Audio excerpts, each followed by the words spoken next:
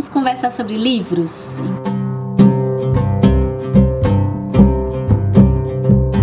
Então eu já digo que você chegou no espaço certo para deixar aqui nos comentários desse vídeo no YouTube o que você andou lendo, quais livros você gostou de ler, quais você não gostou tanto assim. Por falar em livros, dá uma olhada se tá rolando algum sorteio, alguma promoção de livros aqui pelas redes sociais do canal ou aqui mesmo pelo YouTube, então bora lá.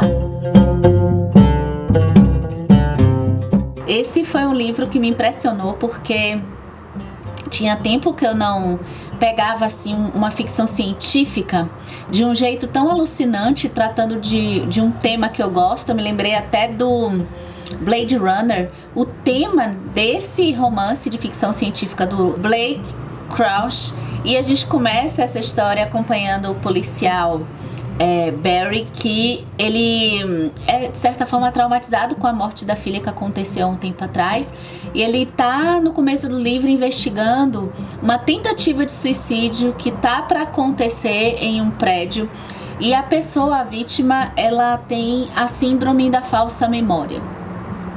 E o que é a síndrome da falsa memória no princípio do livro, né? Que isso vai mudar no decorrer da história. A síndrome da falsa memória é uma doença nesse mundo, nesse presente do Barry, em que as pessoas começam a ficar confusas com a própria memória. Elas lembram de histórias da vida, de fatos da vida delas com total certeza, só que esses fatos não aconteceram. E assim que o Barry Sutton, ele acompanhando esse primeiro caso, ele vai descobrir que aconteceu há algum tempo atrás um caso exatamente igual a esse, que ele foi tentar impedir o suicídio dessa moça. E esse mesmo caso tinha acontecido antes no mesmo prédio, no mesmo local.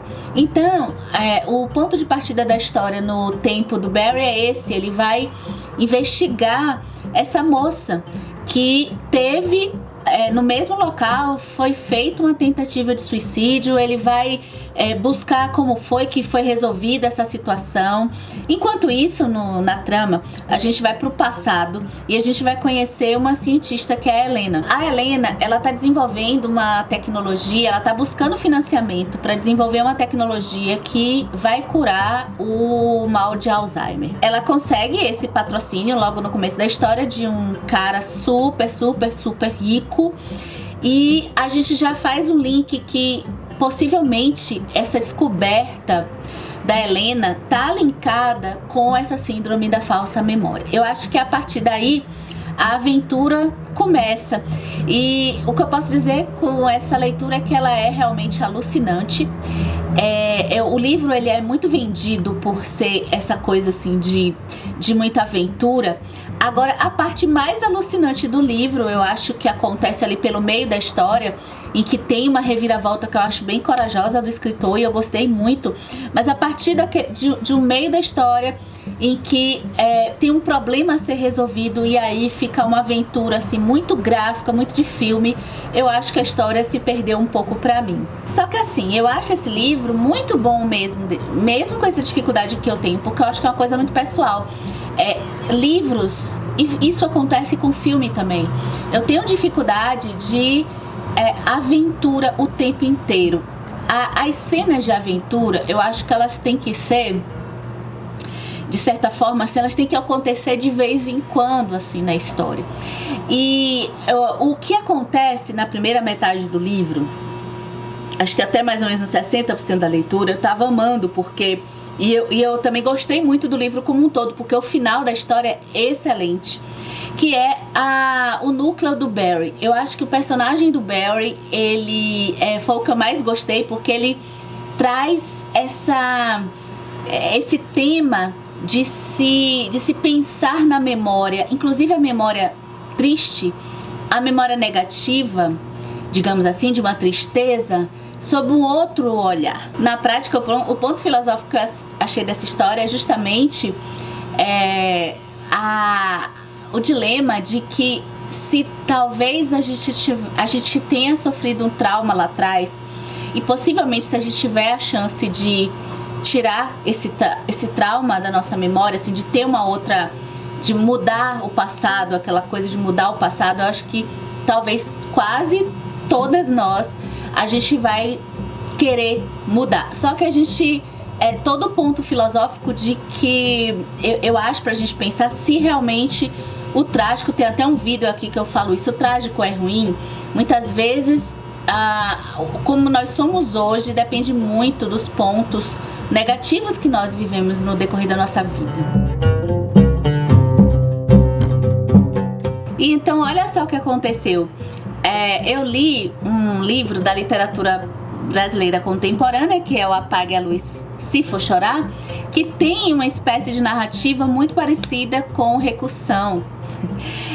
A gente tem também aí dois pontos de vista. Nessa história a gente vai acompanhar a Cecília, que é uma moça que acabou se mudando para Brasília. Não, ela foi para o Rio. Acho que ela é de Brasília e foi para o Rio. E ela tá assim vivendo certas angústias de com certos conflitos com o passado dela. E olha que ela acaba tendo que voltar para casa dos pais, só que os pais faleceram logo no começo da história. E ela, logo nesse falecimento dos pais, ela acha, quando ela chega lá, algo muito estranho. Fica aquele clima assim ela não compra muita ideia, tá envolvendo polícia, tá envolvendo tudo. Ela não compra muita ideia de que da causa da morte dos pais. Só que assim, essa história tem esse tomzinho um pouquinho policial, mas eu acho que ela tá mais assim pro drama, né? Paralelamente à história da Cecília, a gente tem a história do João, que é um médico veterinário. E ele tem um filho de necessidades especiais e a relação com esse filho é um pouco... É uma coisa que me deixou um pouco angustiada. Tem hora que ele tem uma certa rejeição, mas ele se preocupa com o filho. Tanto é que ele começa a se envolver em algumas atividades para ganhar uma grana, porque ele tá querendo custear um tratamento pro filho no exterior. Então eu gostei dessa leitura. O personagem do João, por exemplo, ele me fazia pensar como que é um personagem que tem assim demonstra um certo afeto com os animais, de um jeito bonito. Por outro lado, ele não sabe, o afeto entre seres humanos para ele é uma coisa mais estranha.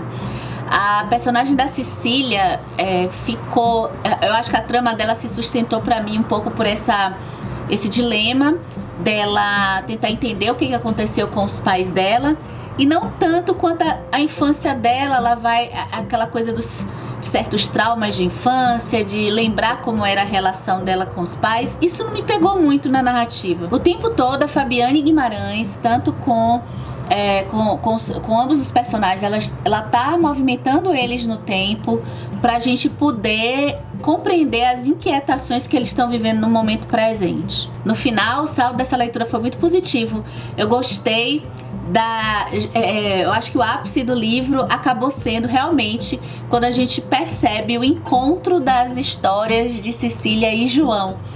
E parece que o resto, assim, as partes até morosas para mim que eu passei no decorrer da história ficaram melhores explicadas, sabe? Eu senti um certo carinho e tolerância com algumas atitudes deles, exatamente porque eu acho que a escritora, num termo, quando a gente sai mais da história, em termos de enredo, eu acho que ela fez uma coisa costurada bem direitinho. Ressurreição, de Machado de Assis, foi uma leitura estimulada muito por conta do livro do Otelo Brasileiro, da Ellen Cadwell, que eu comentei aqui na série de vidas do Lendo Otelo do Shakespeare, e também por conta do grupo de leitura que tá rolando lá no Instagram com a Isa Witt.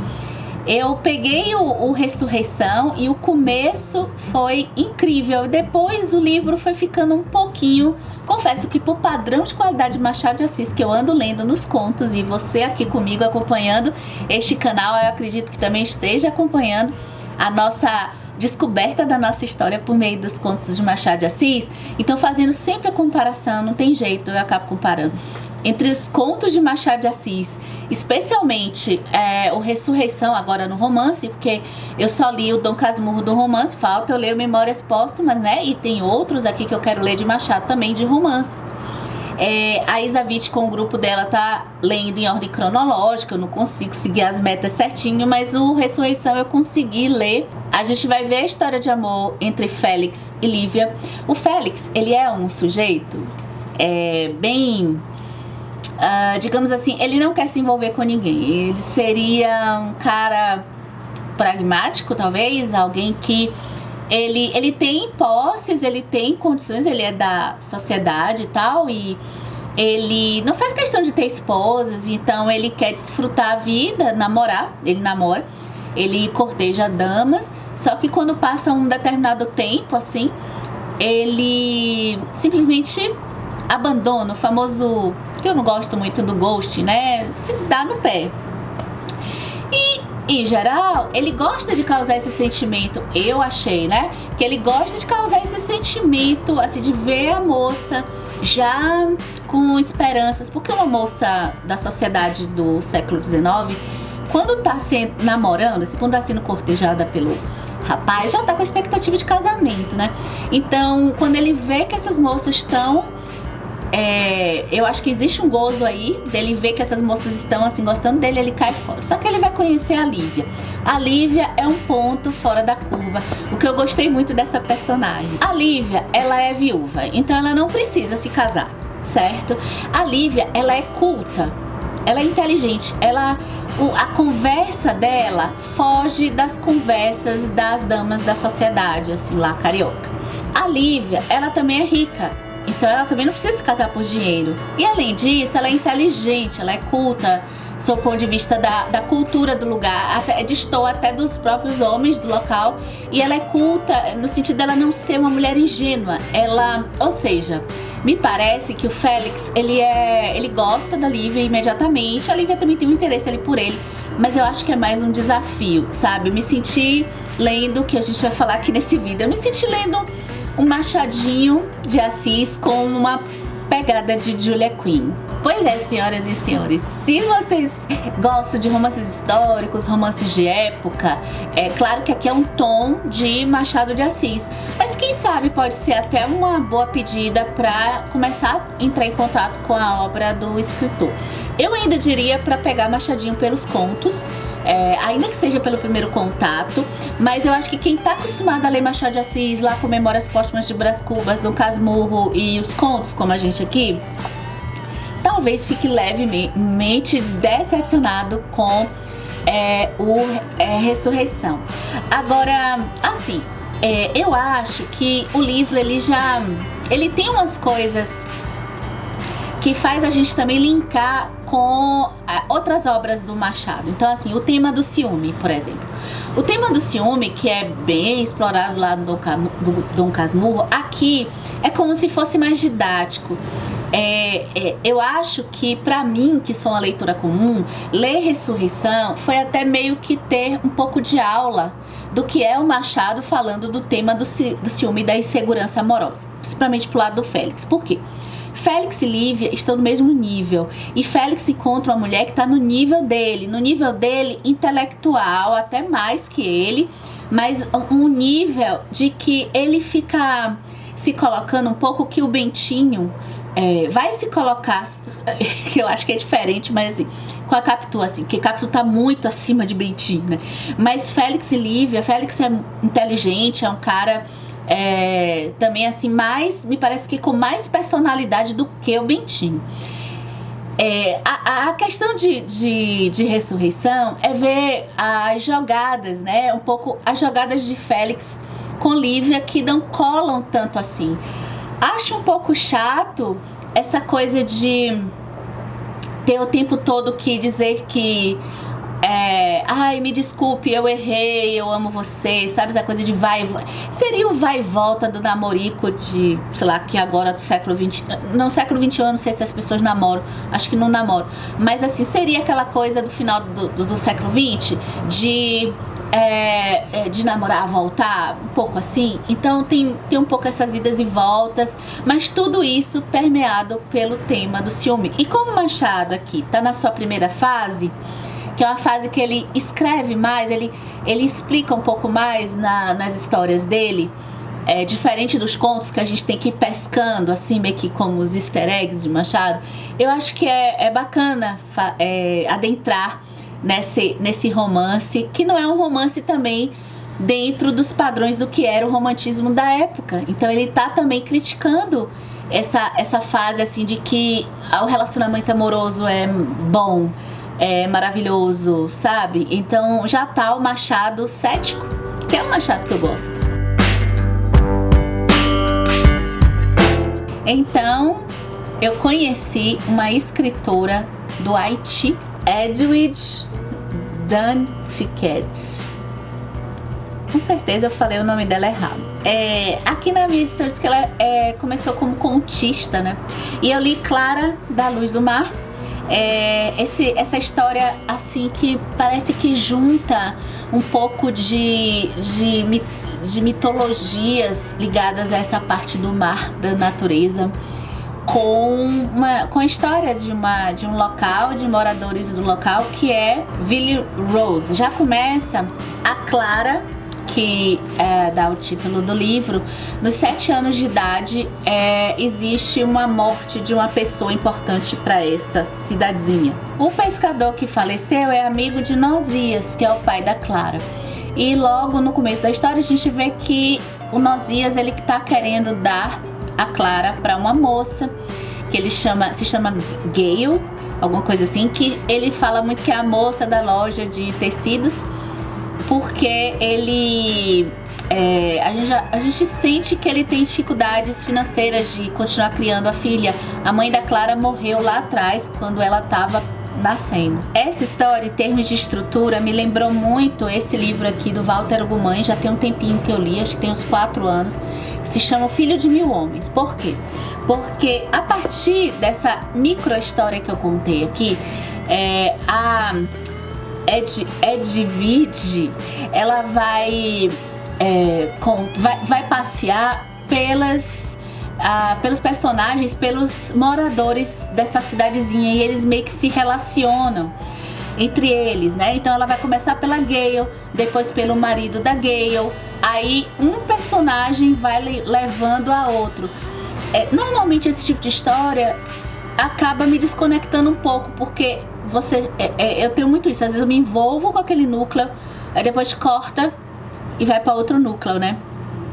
Só que eu acho que por uma coisa talvez que eu estou chamando aqui, porque eu sou leiga, de qualidade da escritora dela, eu imediatamente, quando eu tinha um desconforto de saltar para outro personagem, ela rapidamente me fazia voltar e me conectar pelo personagem que ela ia aprofundar, com poucas exceções de personagens que acabaram também não chamando tanto assim a minha atenção.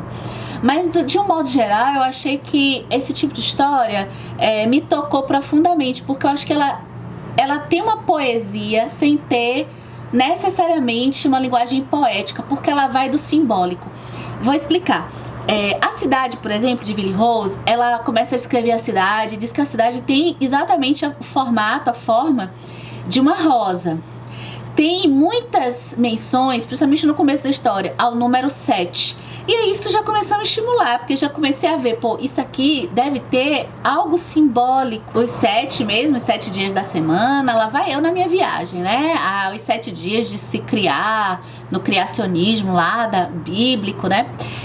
E você que é um CCLer, você que já faz parte dessa comunidade aqui, acho que vai se lembrar de todo o aprendizado que a gente está tendo na leitura, para melhorar a qualidade da nossa leitura, lá com que vem um pouco do livro do Para Ler Literatura como Professor. Então eu comecei a me lembrar muito dos ensinamentos que estão lá nesse vídeo e que vieram lá do Foster, e comecei a ficar imaginando muitas coisas aqui, né?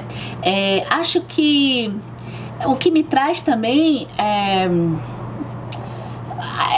Eu tive assim um certo encontro com histórias de pessoas humildes, situações e problemas que, por estarem em uma comunidade mais pobre, e eu não sei se foi uma leitura errada minha ou até certa, não sei, me fizeram trazer, apesar de personagens cometerem atitudes ruins, mas meio que pra mim eu compreendia eu meio que passava o pano, eu compreendia a razão deles e acabava até vendo uma certa realidade ali naqueles personagens, mas também uma certa distância, como se isso pudesse ser até uma história de fantasia, se a gente tivesse o elemento mágico aqui, pela forma que é contada. É difícil explicar, agora foi a primeira escritora do Haiti que eu leio, então eu não sei se isso tem a ver também com a narrativa, mas eu gostei muito. E se ela escrever mais outra história, eu vou procurar se tem publicação aqui no Brasil, mas se ela escrever eu vou querer ler sim, porque eu gostei muito de Clara da Luz do Mar. E pra concluir, toda essa rede que fica em personagens que às vezes não se encontram, mas eles têm um ponto em comum, que às vezes a gente tem pontos em comuns na nossa história de vida com tantas pessoas que a gente não encontra, acaba tendo uma conexão entre eles muito parecida aqui com O Filho de Mil Homens. Então, se você ler O Filho de Mil Homens, eu digo assim, para dar uma chance para o Clara da Luz do Mar.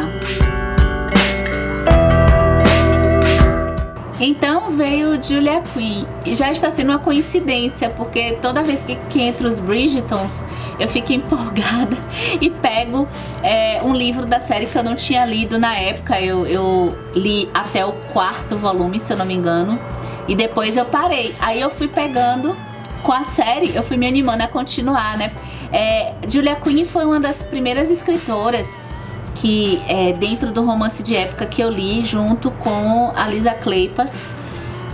Eu me lembro que, eu não sei qual das duas eu li primeiro, eu teria que pesquisar no Scooby, mas eu acabei deixando a Julia Quinn um pouquinho de lado para concluir mesmo a série dos Hathaway da Lisa Kleypas. Eu acho que o romance de época e as histórias da Julia Quinn, como hoje em dia eu fico muito tempo sem ler, antes eu lia muito, e aí eu acho que eu li uma quantidade muito grande, e como eles são muito parecidos realmente, mas isso não é um problema para quem gosta. Eu acho isso bom porque a gente já tem uma fórmula confortável, e a gente só entra na aventura, assim, de certa forma, no tipo de casal, na parte cômica que esses livros sempre têm, e é uma delícia. Só que eu acho que eu peguei uma quantidade grande, fiquei um pouco mais criteriosa, talvez, uma leitora chata, porque eu ia lendo livros desse gênero e já não ia me agradando. Até que eu acho que, dando um tempo maior na leitura deles, assim, no ano, né, uma vez no ano, eu acho que a coisa melhorou. Então, a leitura de Para Seu Philip com Amor foi uma delícia. A personagem da Heloise, quando eu li a série dos Bridgertons, na época, lá atrás, uns 5, 6 anos atrás, não me chamou atenção, confesso. Mas a série me fez, e eu tenho muito isso, né? Por isso que eu até comento que às vezes eu não gosto de pegar a adaptação de um livro que tenha sido muito forte pra mim, porque eu quero ficar com a imagem dele, a sensação dele dentro de mim, da leitura, porque o audiovisual apaga muito facilmente, me influencia demais.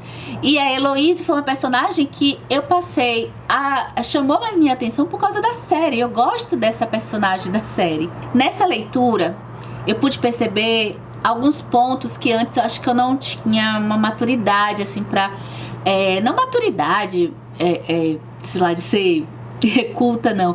Uma maturidade da própria literatura de Julia Quinn, digamos assim.